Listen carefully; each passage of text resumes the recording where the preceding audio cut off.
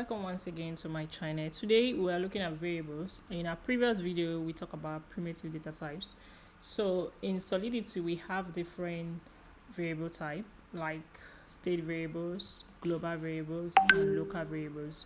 So local variables are variables that are declared within a function and they are not stored on the blockchain, while state variables are those variables that are declared outside of a function and they are also stored on the blockchain. They cost much more than local variables, so that's why you need to be mindful of how you make use of them depending on what you're doing or what you need them for in your contract.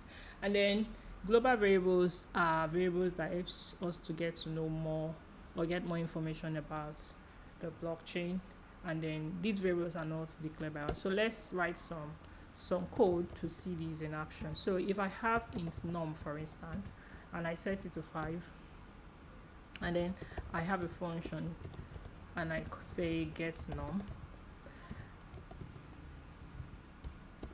So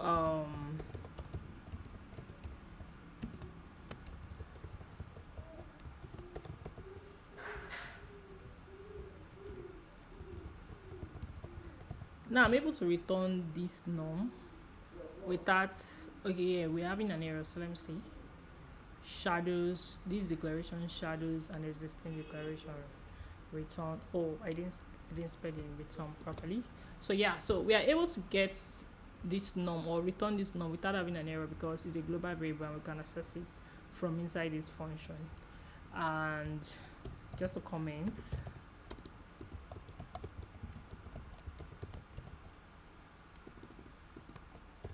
and the good thing about this compiler, this Remis, is that it tells you what this this function is going to cost in terms of gas, which is 2415 gas. That's what the function will cost.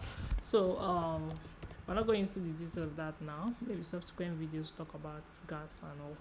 So yeah, so let's look at a second function, and then we call it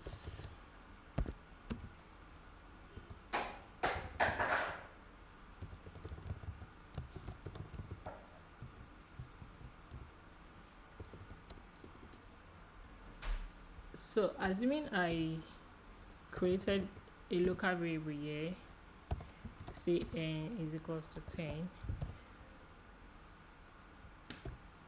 This is a local variable.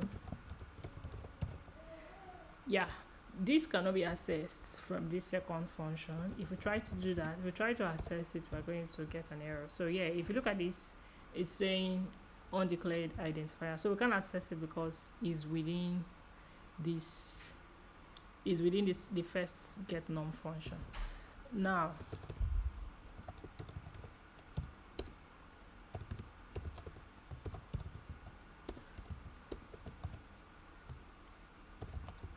so as well, we have a function named get global variable, and then we say view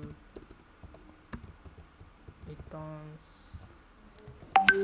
So the global variable I want to get is an address, so that's why I am returning an address type. So I can do message.sender. So if you look at this particular function, I don't have message.sender in this code, but because it's a global variable, anybody can access it, anybody can call it from anywhere in your contract. So that's it, guys. I hope you've learned something about global, states, and local variables in Solidity. It's pretty much straightforward. So if you have any questions, please do it to drop it in the comments, and if you find this useful, please do it to share this video and subscribe to my channel so that you can be informed when I post other videos to continue the series. Thank you once again for your time. Thank you, and see you in my next video.